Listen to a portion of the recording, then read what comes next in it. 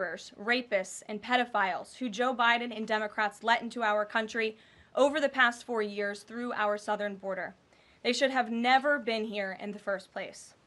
Keep this in mind the next time you see Democrats protesting future illegal alien removals from our country. President Trump is focused on fulfilling his greatest obligation, to keep the American people safe and to defend our country from violent invaders. Looking ahead to tomorrow, April 2nd, 2025, will go down as one of the most important days in modern American history. Our country has been one of the most open economies in the world, and we have the consumer base hands down, the best consumer base.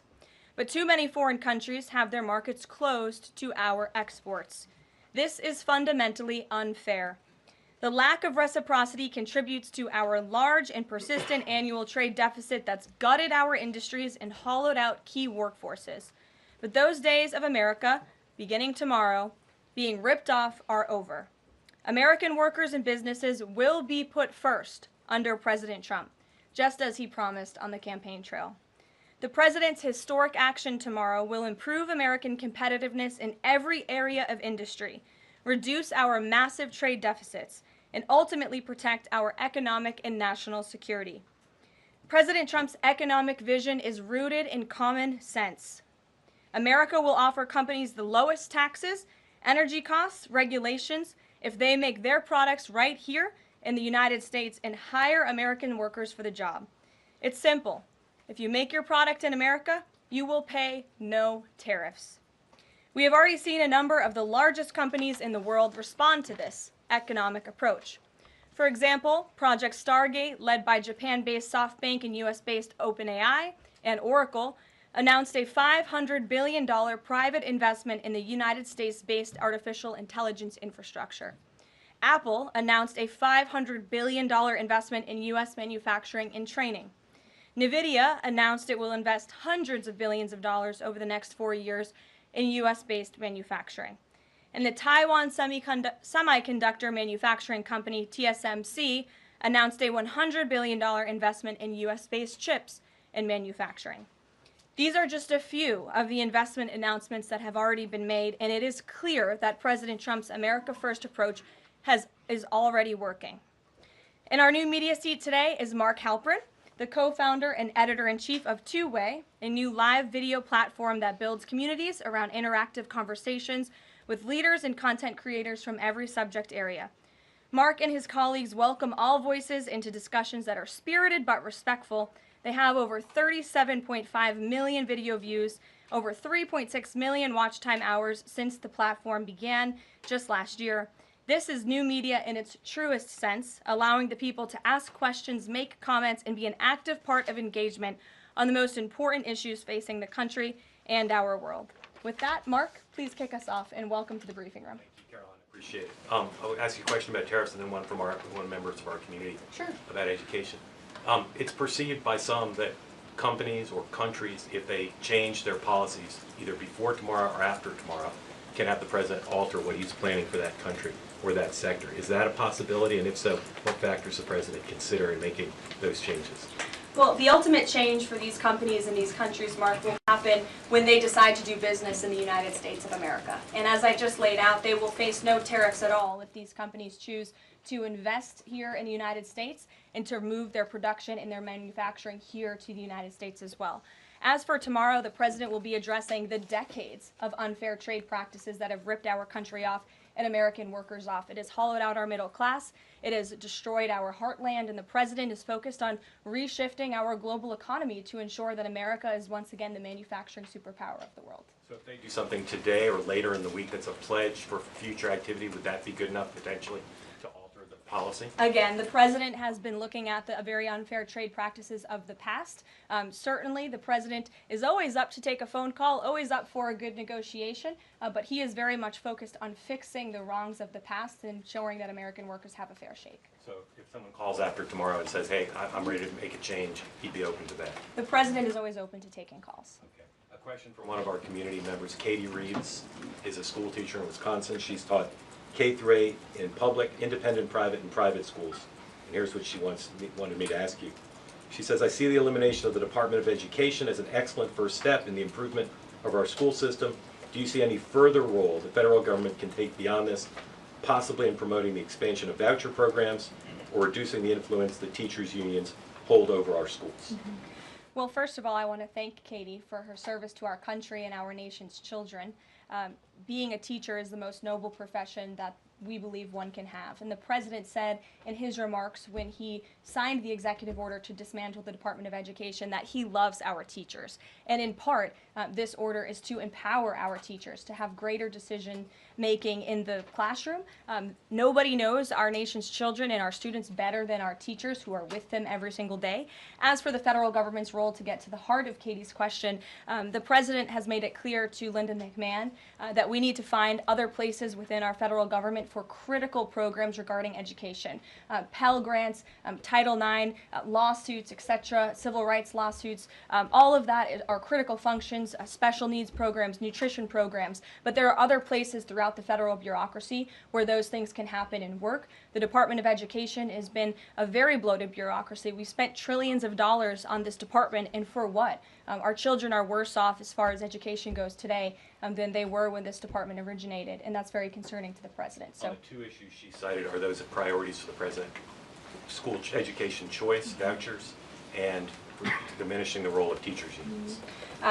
The President is very supportive of both of those things, particularly when it comes to school choice. He has said that school choice is the civil rights issue of our time, and he wants every child, regardless of zip code, socioeconomic status, how much money their parents have, to be able to go to the school of their choosing that best suits their educational needs. And he is going to empower state and local leaders to make those decisions on behalf of our nation's children. Thanks for being here, Mark. Jeff.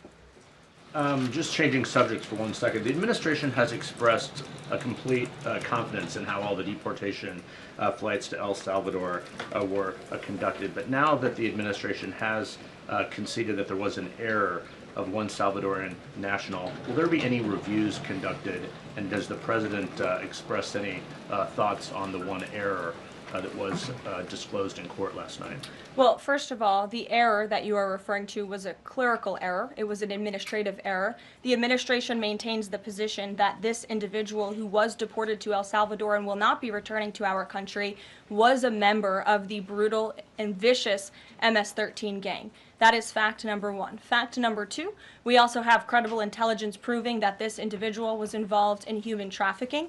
And fact number three, this individual was a member, actually a leader, of the brutal MS-13 gang, which this President has designated as a foreign terrorist organization. Fact number four is that foreign terrorists do not have legal protections in the United States of America anymore. And it is within the President's executive authority and power to deport these heinous individuals from American communities. It is a promise he campaigned on. It is a promise he is keeping. And every single person in this room should be grateful for that, considering especially MS-13 is very prevalent and prominent here in the District of Columbia, in Maryland, and in Virginia. And the President, the Attorney General, everyone who has been involved in these operations is focused on eradicating these criminals and terrorists from our communities. The Vice President said he was a convicted member of MS-13. What evidence is there to back that up? There's a lot of evidence, and the Department of Homeland Security and ICE have that evidence, and I saw it this morning. Steve. Has the President fully made up his mind on the level of tariffs to impose tomorrow? We keep hearing about a 20% flat rate. The President said last night he has made a decision and a determination. I was with him in the Oval Office earlier, and he is going to announce that decision tomorrow. I don't want to get ahead of the President. This is obviously a very big day. He's with his trade and tariff team right now, perfecting it to make sure this is a perfect deal for the American people and the American worker, and you will all find out in about 24 hours from now. And are the car tariffs going to go into effect on April 3rd as scheduled? Correct. Yes, they will. Okay. And last thing, would you like to respond to the Chinese military drills around Taiwan? Yes, I would. As a matter of fact, the National Security Council briefed me on this morning, and they said that the President is emphasizing the importance of maintaining peace in the Taiwan Strait, encouraging the peaceful resolution of these cross-strait issues, reiterating our opposition to any unilateral attempts to change the status quo by force or coercion. That is directly from the National Security Advisor. Just for you, Steve Holland. Holland of Reuters. Monica. Thank you so much, Caroline. Elon Musk this week revealed that Doge found that the Biden administration issued over 2 million Social Security numbers to illegal aliens, found 20 million dead people marked as alive in the Social Security system. Has the White House confirmed these numbers with Elon, and is the White House looking into correcting this?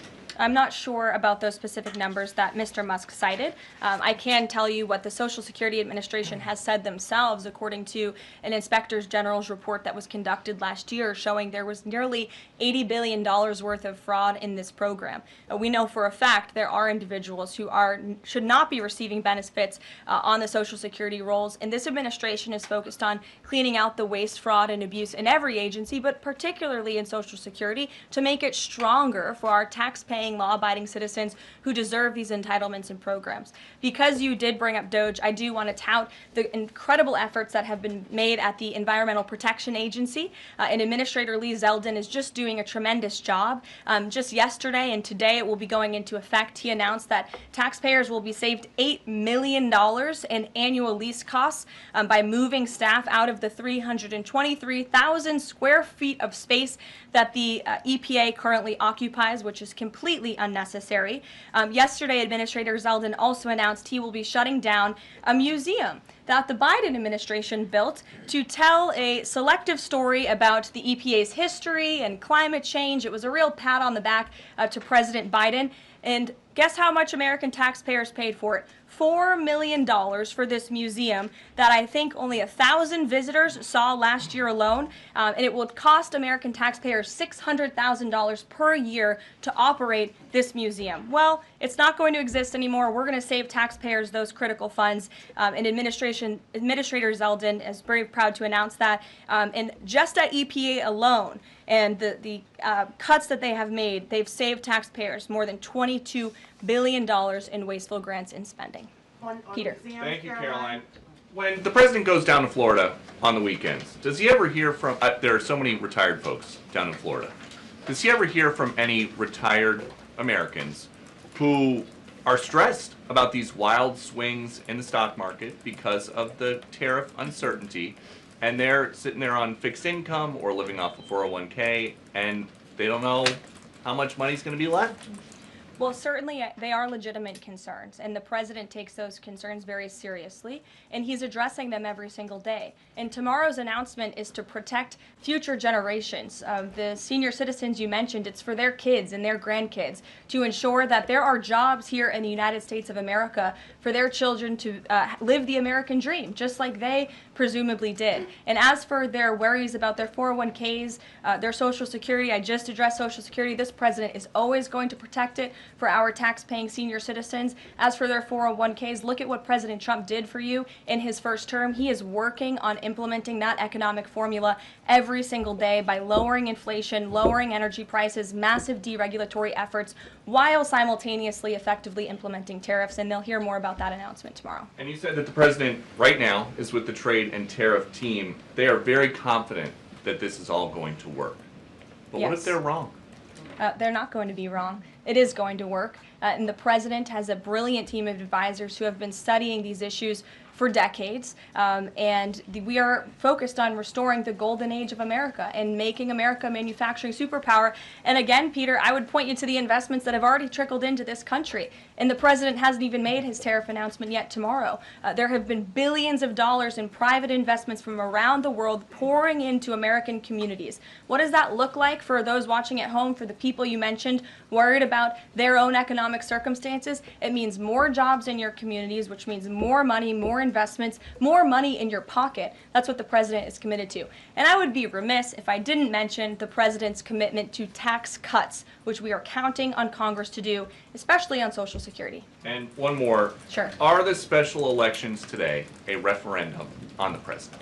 I think first of all, as you know, I'm a government employee now, so I'm not very much allowed to comment on elections that are taking place. That's something to get used to, having just been on the campaign trail for quite some time. But the president is the leader of the America First movement and the MAGA movement. And that was made very clear on November the 5th when he received nearly 80 million votes. I could also say that it is the constitutional right of every law-abiding American in these places where these elections are being held to vote.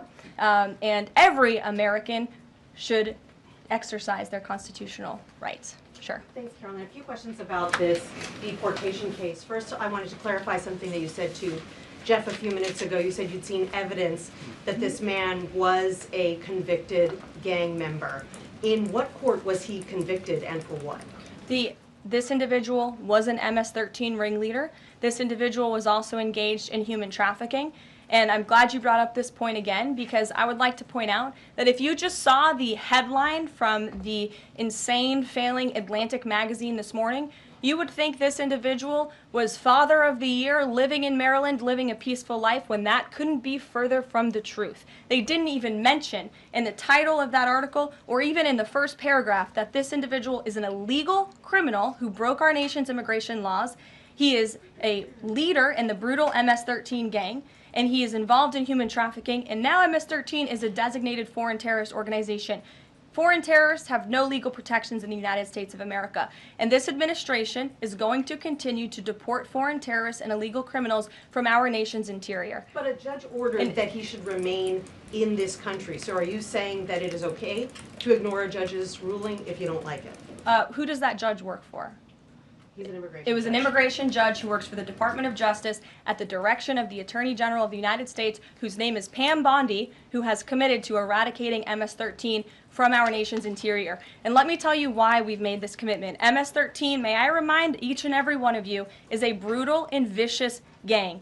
They raped and strangled a 20-year-old autistic woman to death in Maryland. They hacked 4 people to death with machetes in a park on Long Island. They have kidnapped, sexually tortured, and shot a teenage girl in Texas after she insulted them, allegedly. Killed and mutilated a 17-year-old girl in Virginia, stabbing him 16 times and cutting off his hands. They beheaded and cut out the heart of a man in Washington, D.C., They raped and murdered a 13-year-old girl in California. They sex trafficked a slew of young girls, including one who was just 12 years old. Raped an 11-year-old girl in Brooklyn while her brother was in the room.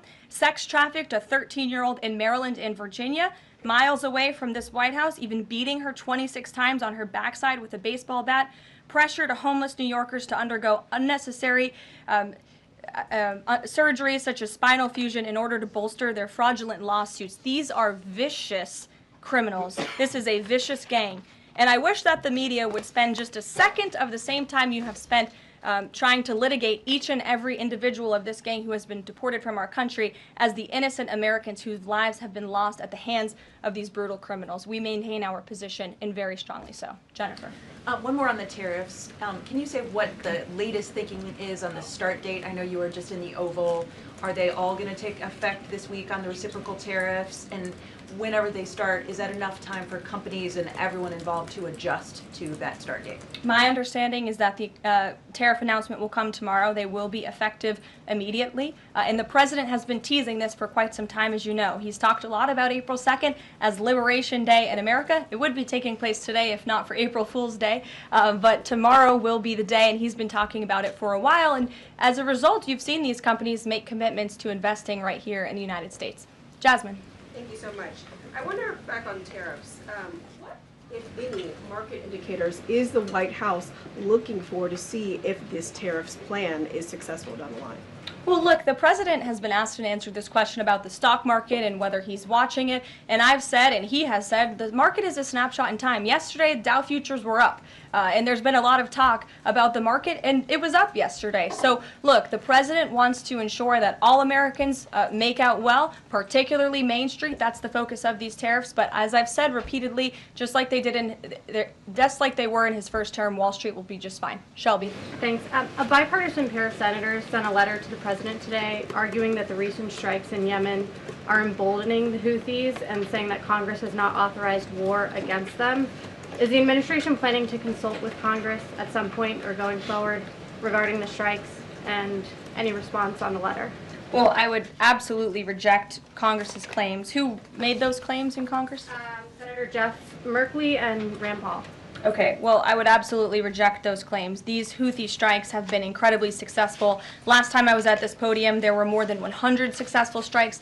There have now been over 200 successful strikes against the Houthis. Iran is incredibly weakened as a result of these attacks, and we have seen they've taken out Houthi leaders. They've taken out critical members who were launching strikes on naval ships and on commercial vessels, and this operation will not stop until the freedom of navigation in this region is restored, which is a critical principle, and this president stands behind our Defense Department, who's doing a tremendous job. And are they going to, is the White House going to confer with Congress going forward on this? I would have to ask our team here at the White House, but the president is well within his authority, as is the Secretary of Defense. Again, these are defensive strikes. The Houthis have been launching attacks on U.S. naval vessels and commercial ships for quite some time.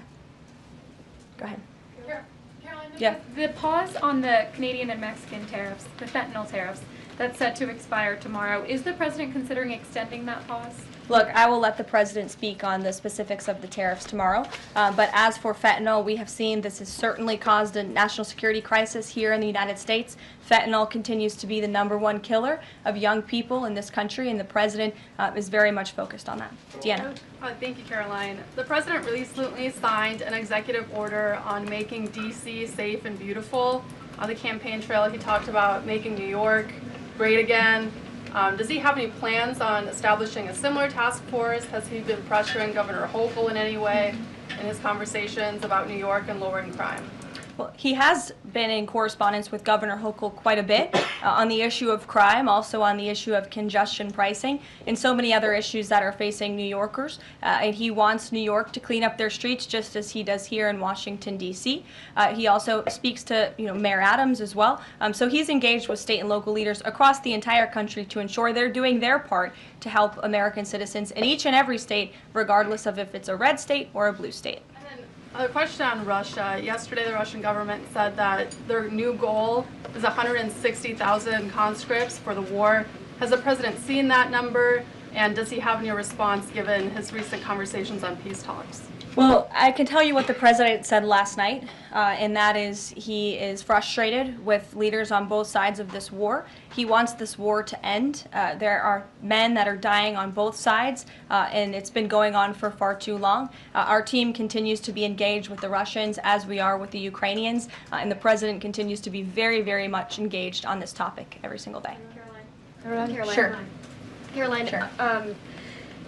The president said over the weekend that he couldn't care less if prices went up on foreign cars because people buy more American cars. There's been consensus from a lot of economists that these tariffs could raise prices on other goods as well. Is the president comfortable with Americans on Main Street paying more because of these tariffs? The president is doing everything he can, and this entire administration is doing everything we can to bring down the cost of living in this country. An inflation mess that was fueled by the previous administration's reckless spending, overburdensome regulations that this administration is focused on slashing every single day. I just read you a statistic just from the Environmental Protective Agency alone. We're saving taxpayers money that's ultimately going to drive down inflation, and we're unleashing the might of our energy industry, which will bring down prices as well.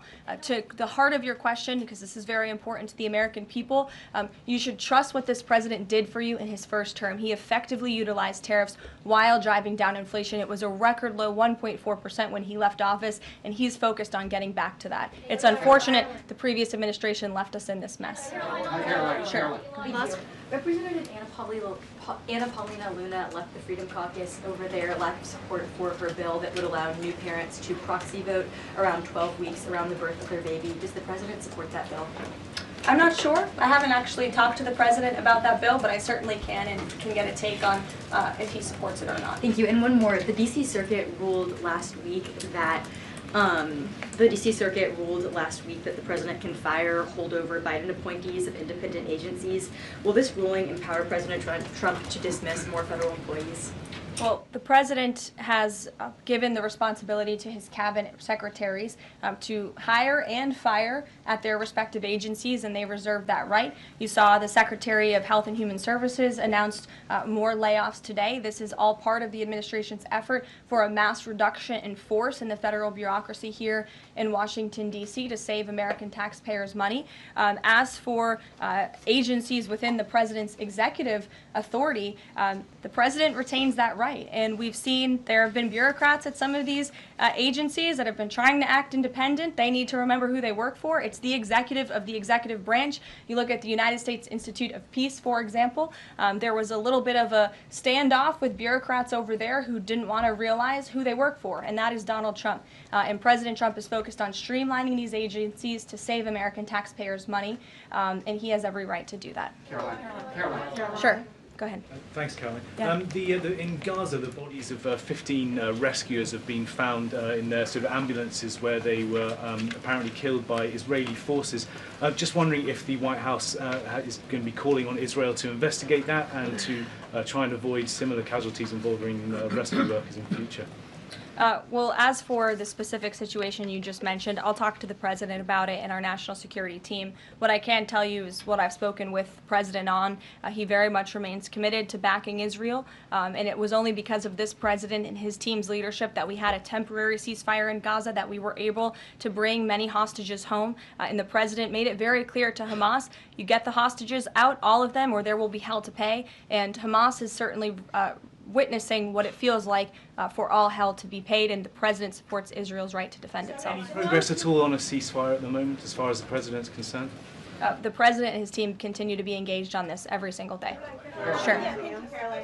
Go ahead, Tamara. So I'm just wondering, related to that, if you have an approximate date for the president's first foreign trip. I think there was a little confusion yesterday about what month he was talking about. And then will he need a ceasefire to be in place or closer, either in Gaza or in Ukraine, before that trip takes place? Mm-hmm. The president will be heading to Saudi Arabia in May. As for specific dates and details, we will be reading those out to you as soon as we possibly can. I know our teams are working on the details of that trip.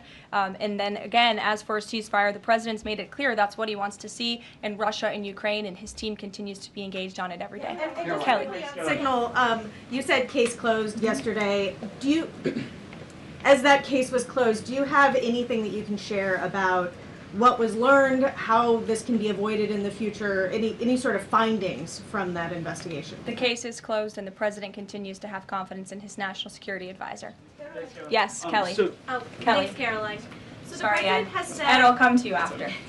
The president I'm said... glad you're so eager to ask a question.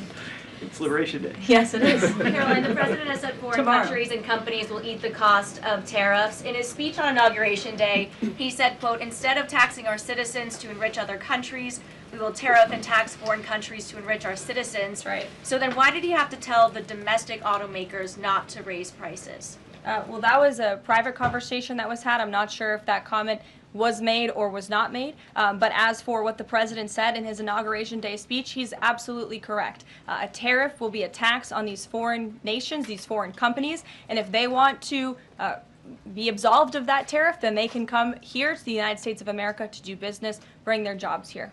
Edward, go ahead. Thank you. So Canadians have been negotiating with the Commerce Secretary over the trade, the tariffs. How many companies are mutually talking with the U.S.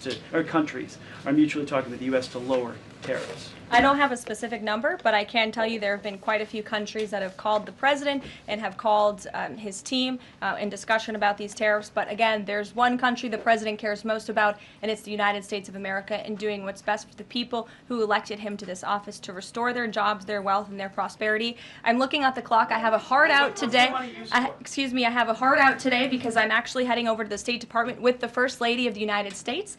She will be delivering remarks at 1 o'clock this afternoon at the 19th International Women of Courage Award ceremony with our great Secretary of State Marco Rubio. That starts at 1. This is the 5th year Mrs. Trump is participating and standing with brave women leaders who embody American values abroad. And the First Lady in her remarks today will highlight the profound connection between the love and courage that will be shown by this year's honorees. I encourage everybody to tune in at 1 o'clock, and then we'll see you all tomorrow for Liberation Day. Thanks, guys. Thanks, Karoline. Thanks, Caroline.